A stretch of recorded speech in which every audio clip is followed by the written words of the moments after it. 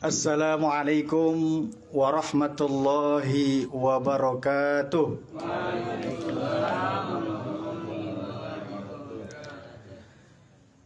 Alhamdulillahilladzi arsala rasulahu bil huda wa dinil haq liyudhhirahu ala dini kulli walau karihal musyrikun.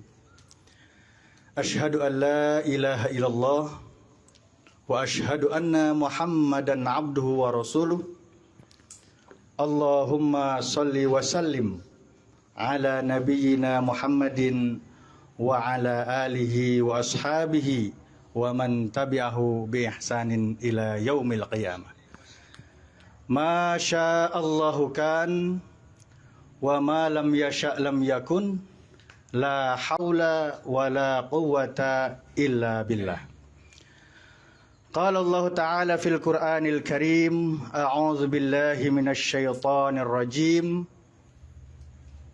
Ya ayyuhalladzina amanu hal adullukum ala tijaratin tunjikum min adzabin alim. Tu'minuna billahi wa rasulihi wa tujahiduna fi sabilillahi bi amwalikum wa anfusikum. Dzalikum khairul lakum in kuntum ta'lamun. Yaghfir lakum dzunubakum wa yudkhilkum jannatin tajri min tahtihal anhar wa masakin thayyibatan fi jannati 'adn. Dzalikal fawzul 'azim. Fa inna khairal hadits kitabullah wa khairal hadi hadi Muhammad sallallahu alaihi wasallam wa syarrul umuri muhdatsatuha wa kullu muhdatsatin bid'ah wa kullu bid'atin dhalalah wa dhalalatu finnar. Para ikhwan dan akhwat yang dirahmati Allah,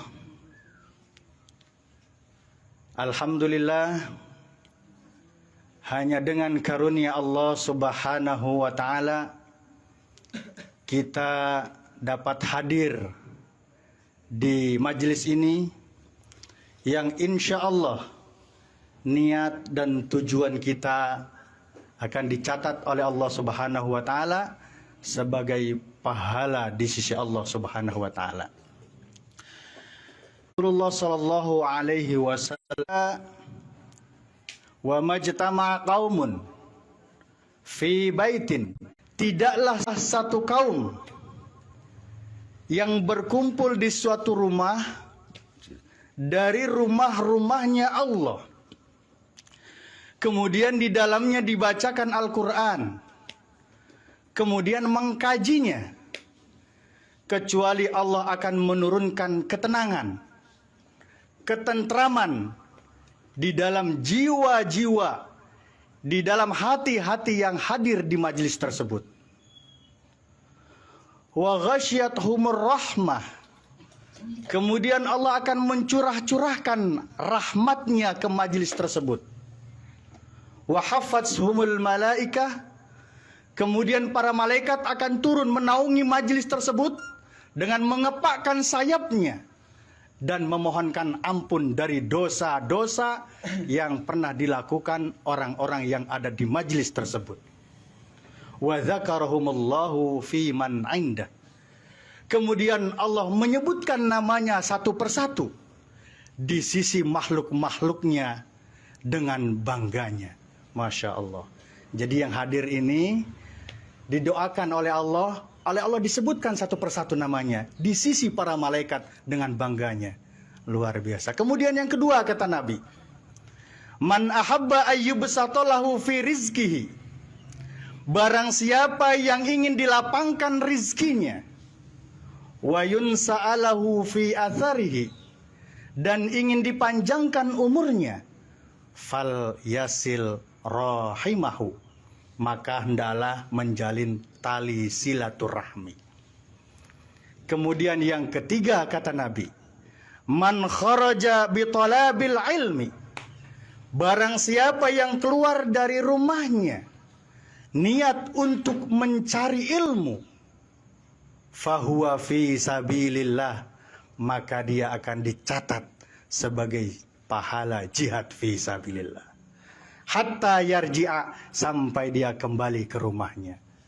Subhanallah. Jadi kita yang hadir, niat melangkahkan kakinya untuk menuntut ilmu, mencari ilmu, akan dicatat sebagai pahala yang tertinggi, yaitu jihad fisabilillah. Walaupun kita melangkahkan kaki dari rumah terasa berat secara hawa nafsu. Saya yakin Jis, berat nggak Jis melangkahkan kaki untuk taklim? Insya Allah enggak. Ketika kita mengtaklim, tunjukilah kami kepada jalanmu yang lurus. Setan pun mengatakan, setan pun mengatakan, kami akan halangi mereka manusia dari jalanmu yang lurus. Tsumma la'atiyanihim wa min khalfihim wa an aymanihim wa an syama'ilihim wa la tajidu aktsarahum syakirin. Maka kata setan, kami akan datangi manusia dari depan, kami akan datangi manusia dari belakang, dari kanan dan dari kiri, sehingga mereka tidak Allah dapati kebanyakan dari mereka yang tidak bersyukur. Subhanallah. Saya yakin begitu beratnya kita, tetapi dengan rasa iman kita kepada Allah, Allah mudahkan kita sampai ke tempat ini. Dan banyak keutamaan yang Allah berikan kepada saudara-saudara yang hadir di tempat ini. Walaupun setan itu lebih banyak dan lebih mudah menggoda para wanita. Kenapa? Kenapa setan itu lebih mudah menggoda para wanita? Kenapa? Ada yang tahu nggak? Ibu-ibu ada yang tahu nggak, Bu? Enggak. Karena wanita itu memiliki kemiripan yang sama dengan setan.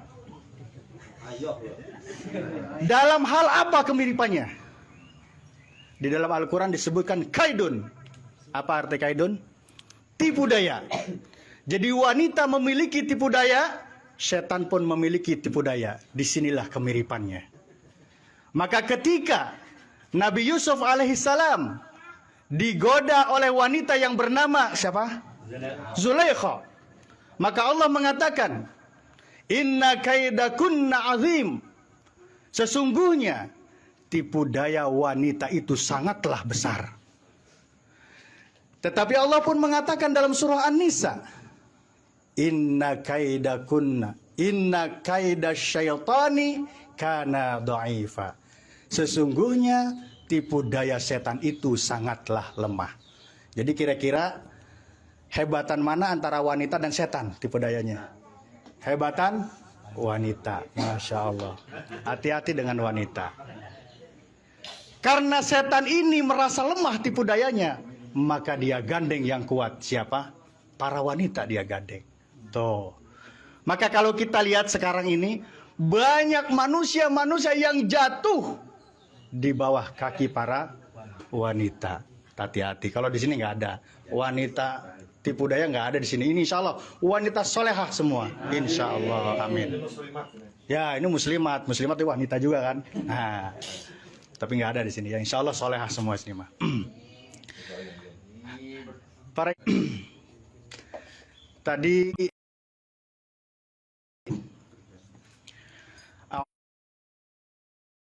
A'udzubillahi minasyaitonirrajim. Ya ayyuhalladzina amanu, jangan satu bisnis yang akan menyelamatkan kamu seluruhnya dari azab yang sangat pedih. Quran adalah untuk segala umur. Ia berbicara untuk segala lapisan manusia dengan berbagai macam latar belakang. Kepada karyawan, Quran akan berbicara dengan gaya bahasa karyawan. Kepada petani, Quran akan berbicara dengan gaya bahasa petani. Pada saat ini Quran berbicara dengan gaya bahasa hal adullukum ala tijarah. Quran menggunakan gaya bahasa perdagangan. Maukah kamu aku tunjukkan pada satu perniagaan, satu perdagangan, satu bisnis yang akan menyelamatkan kita seluruhnya dari azab yang sangat pedih? Maka ketika Allah menawarkan ini, pasti sebagai orang yang beriman jawabannya mau. Apa sih perniagaan, perdagangan yang akan menyelamatkan kita seluruhnya dari azab yang sangat pedih. Pertama, tu'minuna billah. Engkau beriman kepada Allah. Beriman dengan seyakin-yakinnya. Beriman kepada Allah dengan melaksanakan seluruh apa-apa yang diperintahkannya dan menjauhi seluruh apa-apa yang dilarangnya. Di dalam surah Al-Baqarah ayat 3 dijelaskan, alladzina yu'minuna bil ghaibi. Orang-orang yang beriman kepada Allah, dia percaya dengan hal-hal yang gaib. Dia percaya dengan adanya para malaikat. Dia percaya dengan adanya sorga dan neraka. Dia percaya dengan adanya hari pembalasan. Setiap yang kita lakukan di muka bumi ini akan ada balasannya dari Allah. Kebaikan yang kita lakukan, balasannya pun kebaikan. Keburukan yang kita lakukan pun keburukan yang akan kita dapatkan. Famay ya'mal mithqala dzarratin khairan yarah wa may ya'mal mithqala dzarratin syarran yarah. Sekecil apapun kebaikan, sekecil biji zarah, maka kebaikan itu akan kita dapatkan. Begitupun keburukan. Maka hati-hati, apa yang kita lakukan di dalam kehidupan ini haruslah berhati-hati, harus sesuai dengan apa yang Allah perintahkan dan apa yang dicontohkan oleh Rasulullah Shallallahu Alaihi Wasallam. Oleh karena itu, keimanan kepada Allah harus kita jaga baik-baik di dalam hati ini. Nah, bagaimana untuk menjaga iman itu di dalam hati ini? Sehingga dimanapun saja kita berada, kemanapun saja kita pergi, iman harus kita jaga baik-baik di dalam hati ini. Maka Al-Imam Al-Ghazali pernah mengatakan, agar iman itu bisa kita jaga baik-baik, rasa malu kepada Allah. Dan yang ketiga, rasa takut kepada Allah.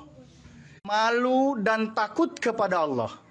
Tiga inilah yang akan mematri nilai-nilai kehidupan kita di dalam kehidupan ini kepada Allah Subhanahu wa Ta'ala. Itulah perniagaan yang Allah tawarkan, yang akan menyelamatkan kita dari azab yang sangat pedih. Tu'minuna billah. Kemudian yang kedua, wa rasulih. Beriman kepada para rasulnya. Tadi tu'minuna bil ghaibi wa yuqimunas shalah. Beriman kepada Allah, meyakini dengan hal-hal yang gaib, kemudian mendirikan sholat. Adalah kewajiban yang harus kita lakukan. Terutama sholat 5 waktu. Sholat 5 waktu ini sudah ditetapkan. Wajib bagi laki-laki yang sadar, tapi tidak wajib bagi muslimat yang lagi halangan. Tapi bagi laki-laki itu wajib melakukan sholat 5 waktu. Karena begitu banyak pahalanya ketika kita melaksanakan sholat 5 waktu. Sholat wajib yang kita lakukan banyak pahala yang Allah berikan kepada orang-orang yang melakukannya. Bahkan kalau kita meninggalkan, ada ancaman dari Rasulullah SAW. Man taroka sholatan muta'amidan faqad kafaro. Barang siapa yang meninggalkan sholat wajib dengan sengaja, maka sungguh dia telah kafir. Maka marilah kita lakukan sholat wajib ini dengan berjamaah. Langkahkan siapa yang mendengarkan azan, kemudian menyempurnakan wudunya, kemudian siapa yang melangkahkan kakinya, langkah pertama akan dihapuskan dosa-dosanya. Kemudian langkah kedua akan diangkat derajatnya. Begitu seterusnya sampai dia masuk ke dalam masjid. Itu artinya banyak keutamaan yang Allah berikan bagi orang-orang yang melaksanakan sholat wajib. Kemudian wa mimma razaqnahum yunfikun. Meninfakkan rizki yang Allah anugerahkan kepada dirinya. Jadi rizki yang kita dapatkan kita infakkan. Kita bantu orang-orang yang tidak mampu. Kita bantu fakir miskin, anak-anak yatim. Dari harta yang kita keluarkan akan Allah lipat gandakan pahala balasannya. Bahkan dalam Al-Quran dijelaskan 700 kali lipat dari harta yang kita keluarkan. Dalam surah Al-Baqarah ayat 261 ditegaskan, a'udzubillahi minasyaitonirrajim, matsalul ladzina yunfikuna amwalahum fi sabilillahi kamathali habbatan ambatat sab'a sanabila fi kulli sumbalatin mi'atu habbah wallahu yudha'ifu liman yasha wallahu wasi'un alim. Jadi orang-orang yang mengeluarkan hartanya untuk berinfak di jalan Allah itu seperti satu biji tangkai. Dari 7 tangkai itu tumbuh 100 biji. 700 kali lipat dari harta yang kita keluarkan. Itu balasannya dari Allah Subhanahu wa taala. Saudara-saudara sekalian, para ikhwan dan akhwat yang dirahmati Allah. Kemudian yang kedua, setelah tu'minuna billah wa rasulihi, engkau beriman kepada Rasulnya. Beriman kepada Rasulnya, meyakini dengan apa yang Rasulullah SAW bawa, yaitu Al-Quran. Menghidupkan sunnah-sunnahnya. Mencintai sunnah-sunnahnya.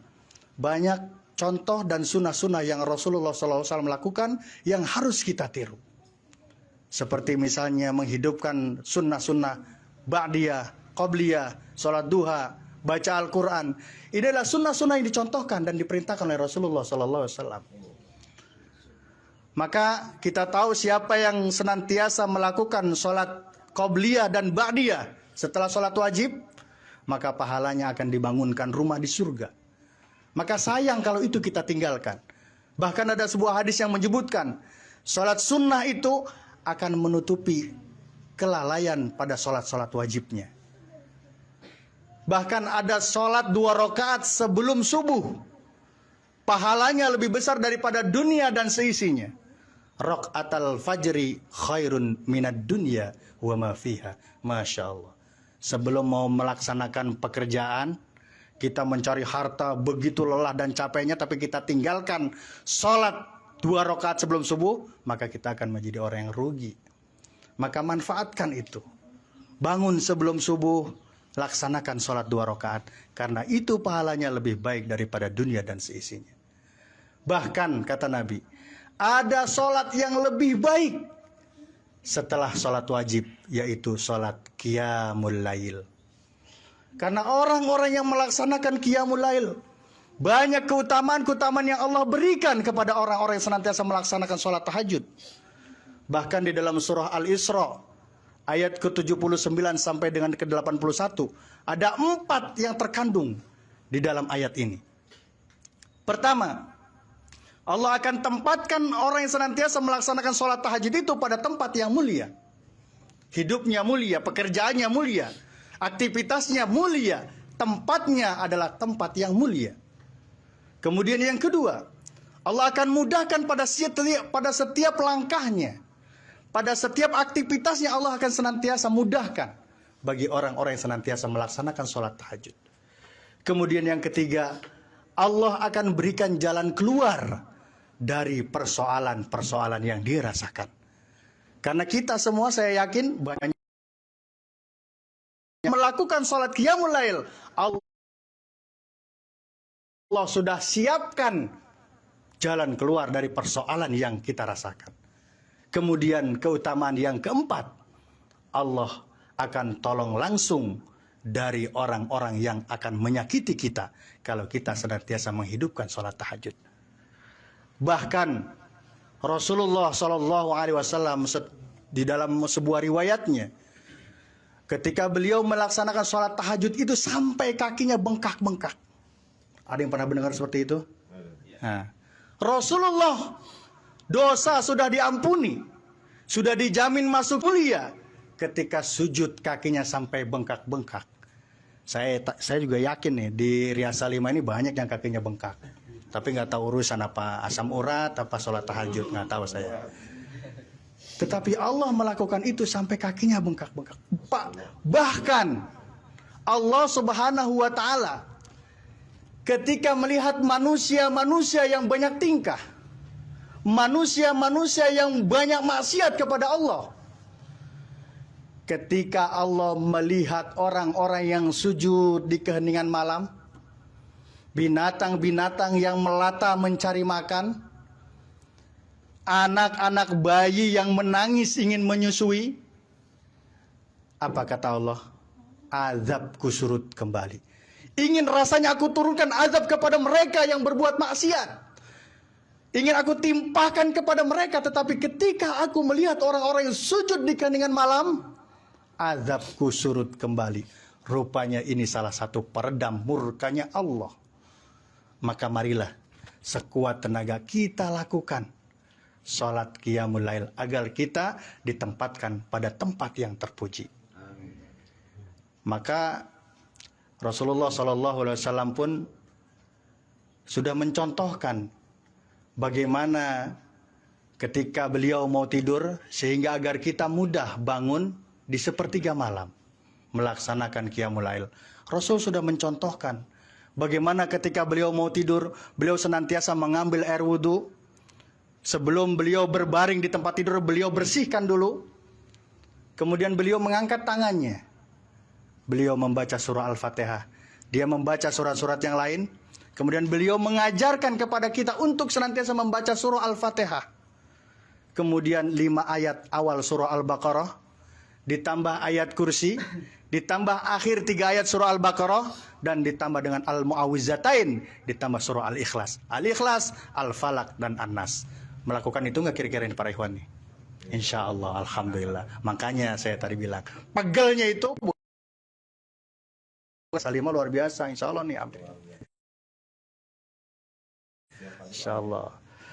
Maka ada sebuah hadis yang mengatakan, siapa yang ketika mau tidurnya dia membaca ayat kursi, maka Allah akan menjaganya sampai dia bangun dari tidurnya.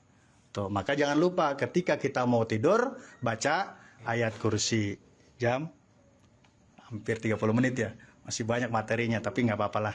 Potong aja buat selanjutnya. 10 menit lagi. Diskusi berikutnya.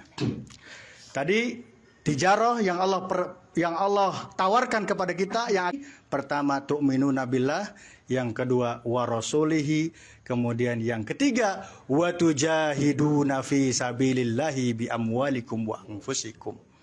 Tanamkan dalam diri kita, tanamkan dalam jiwa kita untuk senantiasa berjihad di jalan Allah dengan harta benda dan dengan jiwa raga.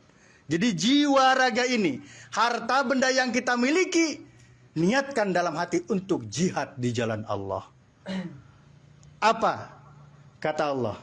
Ketika ini semua kita lakukan, tu'minuna billah wa rasulihi wa tujahiduna fi sabilillahi bi amwalikum wa anfusikum. Ayat selanjutnya menegaskan, yaghfir lakum dzunubakum. Allah akan ampuni dosa-dosamu semua. Wa yudkhilkum jannatin tajri min tahtihal anhar. Dan Allah akan memasukkan kita ke dalam sorga yang di bawahnya mengalir sungai-sungai. Itulah perniagaan yang Allah tawarkan kepada kita sebagai orang-orang yang beriman, yang akan menyelamatkan kita dari azab yang sangat pedih. Kira-kira mau nggak Jis ditawarin itu Jis? Perdagangan, bisnis, menyelamatkan kita dari azab yang sangat pedih? Tentu jawabannya mau. Pertama, tu'minuna billah, ingat. Yang kedua, wa rasulihi, dan tanamkan di hati kita yang ketiga, wa tujahiduna fi sabilillah. Mudah-mudahan kita semua termasuk ke dalam golongan orang-orang yang mendapatkan tawaran perdagangan dari Allah Subhanahu wa taala sehingga dapat menyelamatkan kita dari azab yang sangat pedih. Mungkin ini saja yang bisa kami sampaikan. Mohon maaf atas segala kekurangan dan kesalahan. Saya pun manusia biasa. Bila ada kekeliruan dan kesalahan, maka itu datangnya dari diri saya sendiri, dan saya pun beristighfar kepada Allah. Astagfirullahaladzim. Dan apabila ada yang benar, maka itu datangnya dari Allah Subhanahu wa taala. Al-haqqu min rabbik fala takunanna minal mumtarin. Wal afu minkum. Wassalamualaikum warahmatullahi wabarakatuh.